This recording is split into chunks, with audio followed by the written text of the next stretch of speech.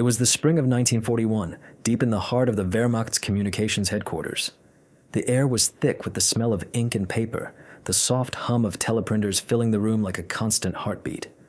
Among the rows of clerks and operators sat Dieter Krauss, one of the Wehrmacht's finest cryptographers, meticulously examining the stream of encrypted messages flowing in from every front. For Dieter, this was not just a job. It was a craft, a sacred dance of logic and precision.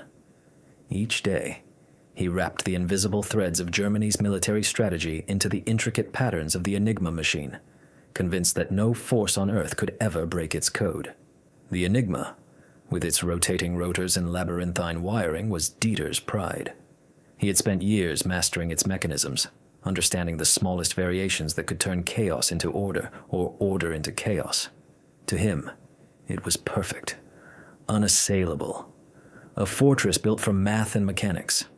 Every morning he inserted the rotors, aligned the plug board, and fed in the keys, certain that each message sent across the Atlantic, over the sands of North Africa, or through the forest of the Eastern Front would remain a secret. No one could read them. No one.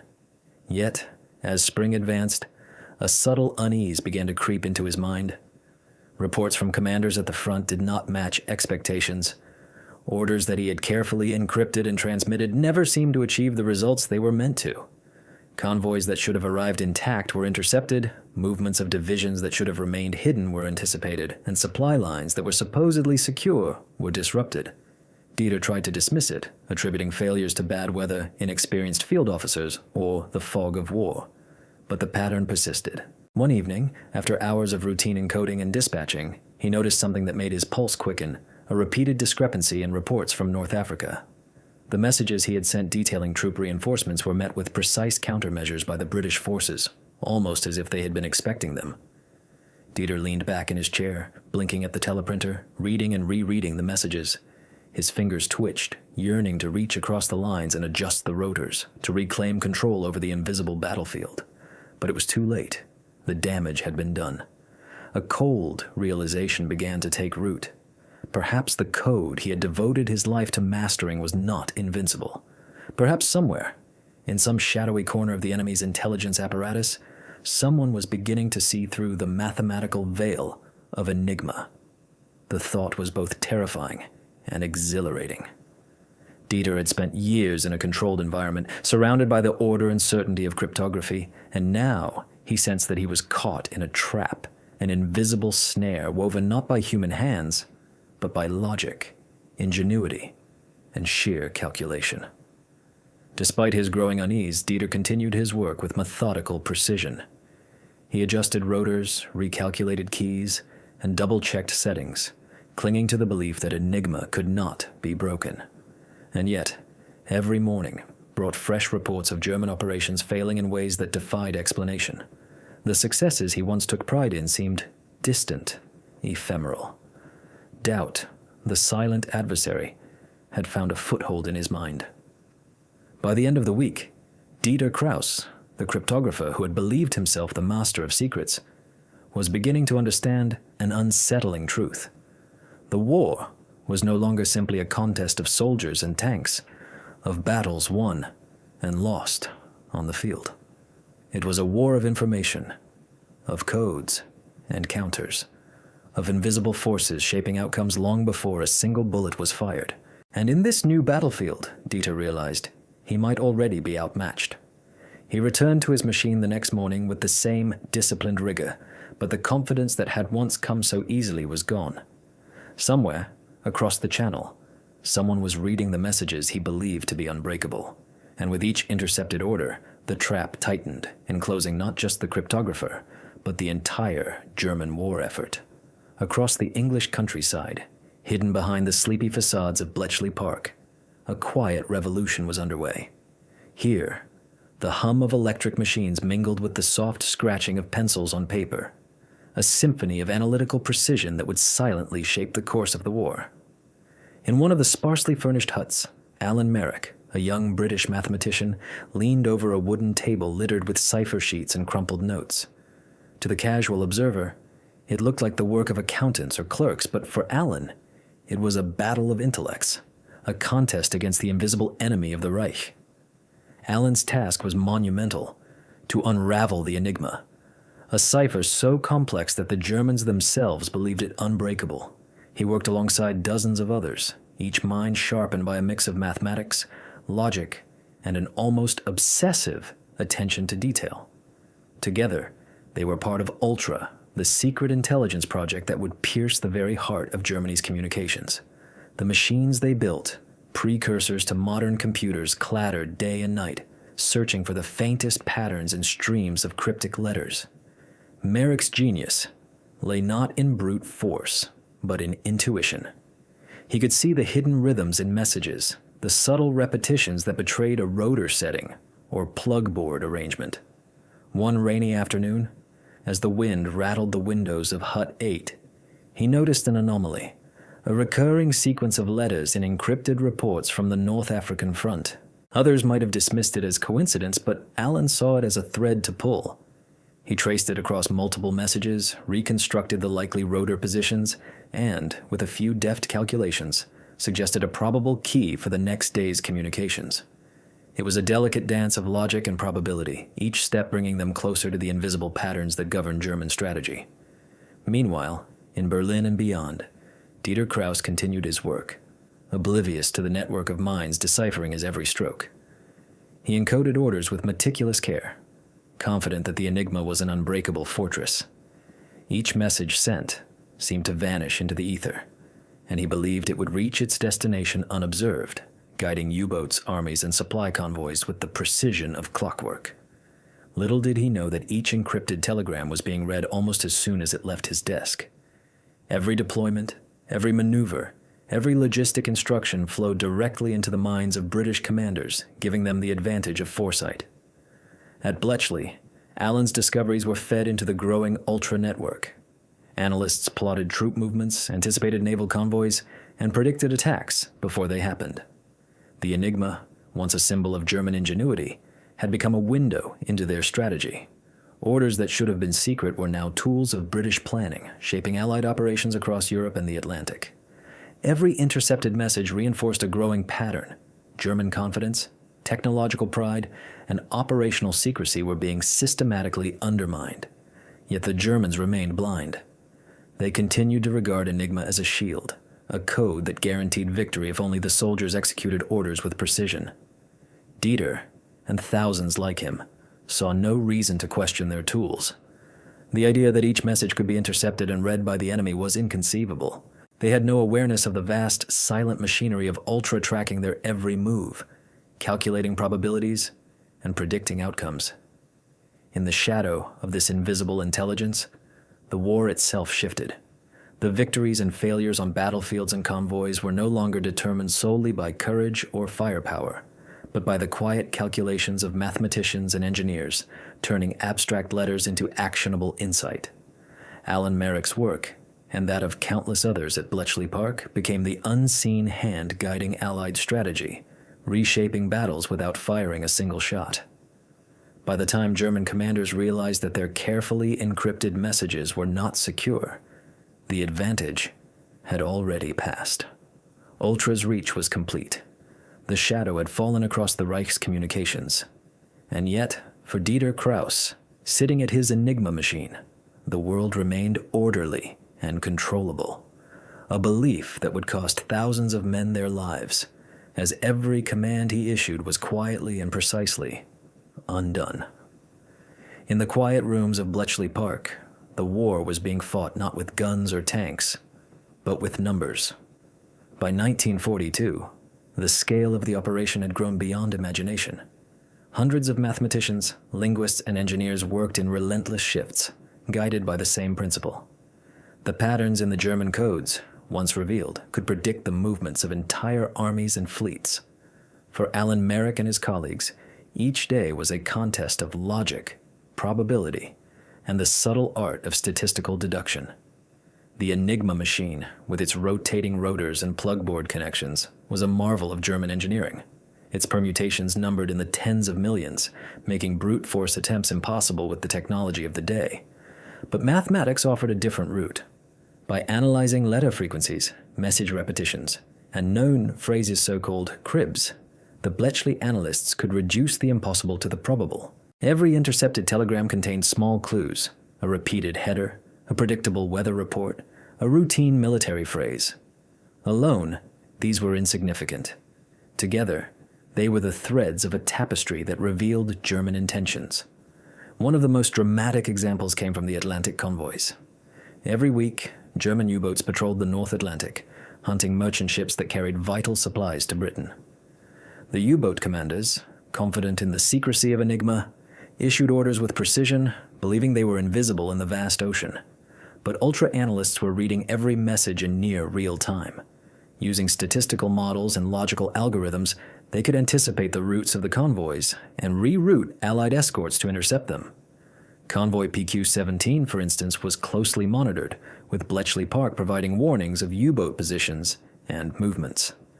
Thanks to this intelligence, Allied convoys were seldom caught unawares, and when attacks occurred, the losses were dramatically reduced compared to previous years. In North Africa, the story was similar. Rommel's Africa Corps, relying on the coordination of supply lines and troop movements, issued orders encrypted with Enigma, believing them secure. Ultra-analysts intercepted these messages and fed them to commanders such as General Montgomery. By tracking the movement of divisions, supply convoys, and artillery positions, the Allies could anticipate attacks, prepare defenses, and exploit weaknesses. Battles that might have been surprises became calculated encounters, tipped heavily in favor of those who could read the numbers. Each intercepted message was a piece of a larger puzzle, allowing the Allies to move as if they had foresight into the German command's mind. Meanwhile, German commanders remained unaware. Dieter Krauss and his peers executed plans based on what they thought were unbreakable codes. Every strategic decision they made, whether to concentrate forces, launch an attack, or redirect supplies, was made under the assumption that their communications were private. In reality, these decisions were anticipated, studied, and often countered before they could be implemented. The Germans were essentially fighting an invisible opponent who knew every order in advance, allowing the Allies to manipulate battles with surgical precision. The brilliance of Ultra lay not only in decoding messages, but in the use of probability and statistical reasoning. Algorithms, designed to detect likely rotor positions and possible key settings, turned seemingly random streams of letters into actionable intelligence. Analysts could estimate with high confidence which convoy routes were likely to be targeted, which units were moving to reinforce a front, or which attacks might be imminent. Mathematics became a weapon more lethal than any artillery because it allowed decisions to be made with knowledge the enemy could never suspect existed. By mid-1942, the impact was clear. Convoy losses had decreased dramatically. German offensives in North Africa were repeatedly stalled. U-boat patrols were running into prepared defenses. Every German order sent by Enigma was a silent gift to the Allies. Decisions made in Berlin, intended to give the Reich an advantage, were instead being converted into operational intelligence that shaped the outcome of battles. In this invisible war, mathematics had become an army, outmaneuvering even the best trained generals and most disciplined soldiers. And yet Dieter and his colleagues remained confident. To them, the Enigma was perfect, a fortress of logic beyond the reach of any enemy. They could not imagine that in quiet rooms far behind enemy lines, young mathematicians were reading their every word, calculating probabilities and shaping the course of the war with pencils, gears, and early computers. The battlefield had moved into the abstract, and in this realm, numbers were king, and secrecy was powerless. By late 1942, the influence of Ultra had begun to manifest in the chaos of real battles. Across the Atlantic, in the vast stretches of open sea, and in the deserts of North Africa, the invisible hand of British intelligence was reshaping engagements in ways the Germans could never predict. For Dieter Krauss, sitting in the dim light of the Wehrmacht headquarters, the pattern was maddening. Operations meticulously planned, supplies allocated with precision, attack schedules perfectly synchronized, yet time and again, they failed. Ships never reached their destinations, convoys vanished, and offensives stalled without explanation. One infamous incident involved a North Atlantic convoy carrying critical food and fuel to Britain. Krauss had personally supervised the routing, convinced that the ships would slip past the patrolling U-boats undetected. The German submarines were in position, waiting for their calculated moment. Orders had been encrypted with care, transmitted securely via Enigma. Yet when the first U-boats reported their contacts, the convoy had already changed course, evading the wolf pack entirely. Another submarine, poised for a night strike, surfaced only to find destroyers lying in ambush, depth charges already raining down. Krauss and his colleagues were left bewildered, reading reports that seemed to defy reason. The plans had been executed perfectly, yet the results were catastrophic. Across the Mediterranean, Rommel's Africa Corps faced a similar dilemma. Supply lines, vital for sustaining the desert campaigns, were constantly harassed by Allied forces in seemingly impossible ways. Convoys carrying fuel, ammunition, and reinforcements were intercepted before reaching forward units. Artillery positions were struck with preternatural accuracy, and defensive lines collapsed under attacks that appeared to anticipate every German maneuver. Krauss began noticing the subtle signs. Reports of enemy units arriving minutes earlier than expected, sudden ambushes in locations where reconnaissance had confirmed emptiness, attacks timed with uncanny precision. Something unseen was guiding the Allies, predicting his every move. In the shadows of this confusion, the role of the cryptographer became painfully clear. Dieter Krauss, who once prided himself on the unbreakable perfection of Enigma, now began to sense that the entire system might be compromised. At first, he dismissed the thought, attributing the failures to coincidence, human error, or bad luck. But as more operations crumbled, he could no longer ignore the pattern. Orders sent in strict secrecy were being anticipated, strategic deployments countered with surgical precision. Something or someone was reading them. But who and how? That question haunted him. He ran calculations, double-checked settings, even rewired the rotors and plug boards, yet the results remained the same. There was no flaw in Enigma itself, yet the enemy seemed to know every message. The situation in North Africa came to a dramatic head during the Battle of El Alamein. German and Italian forces had prepared meticulously for a large-scale offensive, with every tank, artillery piece, and infantry battalion assigned precise coordinates and schedules. Yet the Allies were ready. Defensive positions were strengthened in advance. Mines laid exactly where the German armored columns would advance. Artillery pre-registered on German supply routes. When Rommel's forces attacked, they were met by overwhelming resistance at every turn. Krauss examined the reports in horror. Orders issued perfectly, yet countered before execution. Convoy after convoy of vital supplies was intercepted or destroyed. Ultra-intelligence had allowed the British to set traps along the entire front line, turning German strategy into a predictable script. For Krauss, the most tormenting aspect was the unknowable nature of the threat. He could not see it, could not trace it, and could not comprehend its mechanisms. It was as if the war itself had shifted into an invisible dimension, where every calculation, every deployment, every encrypted message was already anticipated. Suspicion gnawed at him. Perhaps there was a leak, an inside informant, a betrayal. But all signs pointed elsewhere. The messages were secure, the codes unchanged, and yet the Allies always seemed 2 steps ahead. It was a puzzle without a solution, a trap from which there was no escape. By the end of 1942, Dieter Krauss was no longer proud of the cryptographic fortress he had helped build. Enigma remained mathematically brilliant, but in the context of Ultra, it was insufficient. The German army, despite its skill, training, and discipline, was now running headlong into a system designed to anticipate and nullify every move.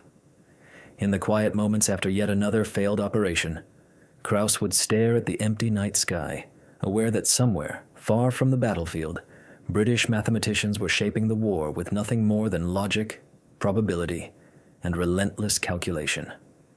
He knew the trap existed, yet he could not see it, could not fight it, and that knowledge carried a weight heavier than any defeat on the field. By early 1943, the true magnitude of Ultra's influence began to emerge, not as isolated incidents, but as a coherent, invisible system operating across every theater of war. For the German High Command, the evidence remained fragmented, anecdotal, and maddeningly untraceable. Orders would be issued with precision, yet the enemy anticipated them, often before the first unit had moved. Supply convoys vanished, reinforcements were ambushed, and entire offensives stalled. To the Germans, it seemed like a series of inexplicable coincidences.